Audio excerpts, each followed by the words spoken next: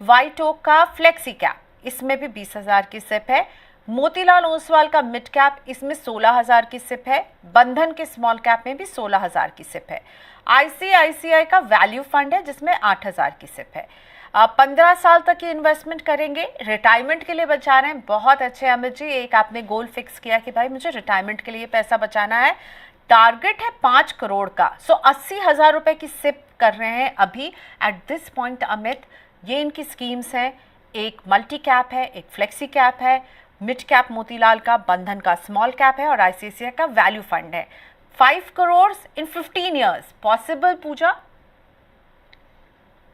वही कैलकुलेट कर रही थी प्रियंका। इन 15 ईयर्स 12% एजम्पशन पे अगर 5 करोड़ की राशि जुटानी है तो 1 लाख की एसआईपी लगेगी। इनकी एसआईपी कितनी चल रही है? हाँ, 80,000 की एसआईपी है, 5 स्कीम्स हैं। तो अगर ये भी 10% का तड़का लगा ले और 15 साल के हिसाब से तो इनका पोर्टफोलियो 6.9 करोड़ मतलब अप्रोक्सीमेटली 7 करोड़ तक पहुंच जाएगा।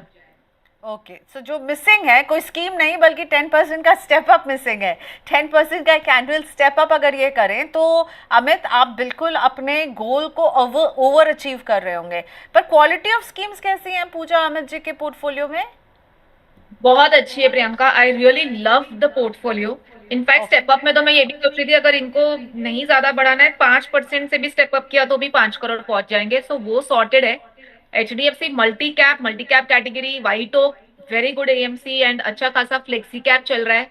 Motilal mid cap also good. Bandhan small cap भी अच्छा है। आईसीआईसीआई वैल्यू डिस्कवरी ऑब्वियसली एक क्लासिक फंड है वैल्यू कैटेगरी में। खाली एक चीज है कि थोड़ा बहुत अमाउंट्स जो मैं देखती हूँ ना काफी टाइम, इसमें 20,000 की है, इसमें 16,000 की है, ठीक है ज्यादा फर्क नहीं, लेकिन वैल्यू डिस्कवरी में सिर्फ 8,000 की है।